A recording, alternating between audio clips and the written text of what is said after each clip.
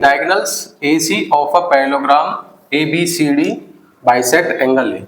ये क्या है? ABCD क्या है? पैरेललोग्राम है जिसका डायगोनल क्या है? AC, जो क्या करता है? एंगल A को बाइसेक्ट करता है यहाँ से। ठीक है, तो हमें करना क्या है? क्वेश्चन दिया है कि it bisect angle C also. तो हमें ये प्रूव करना है कि जो ये डायगोनल है ACA इस एंगल C को भी बाइसेक्ट करता है, और हमें ये भी प्रूव करना है कि ABCD इज अ रोम्बस। ठीक है, तो सबसे पहले क्वेश्चन को देखेंगे यहाँ से।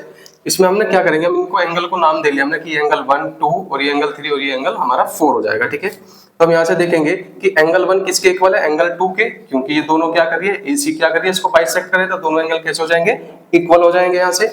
उसके बाद हम देखेंगे कि एंगल 1 किसके इक्वल होगा? एंगल 4 के, क्योंकि ये दोनों कैसी लाइन है? पैरेलल लाइन है पैरेललोग्राम की, तो ये AC क्या हो जाएगी? ट्रांसवर्सल लाइन हो जाएगी। तो यहाँ से एंगल A एंगल 4 के इक्वल होगा, एंगल 2 एंगल 3 के इक्वल हो जाएगा, अल्टरनेट एंगल हो जाएंगे तीनों। ठीक है, तो हम यहाँ से देखेंगे कि अगर एंगल 1 एंगल 2 के इक्वल है और तो एंगल 1 एंगल 3 एंगल 4 के इक्वल हो जाएगा यहाँ से। ठीक है, तो हम यहाँ से कह सकते हैं कि AC क्या करेगा? इस एंगल C को भी क्या करेगा?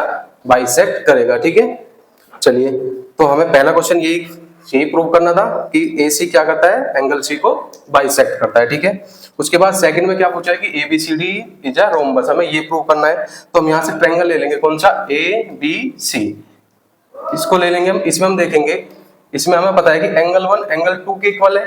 ठीक है, और एंगल 2 किसके इक्वल आ रहा है? एंगल 3 के इक्वल था।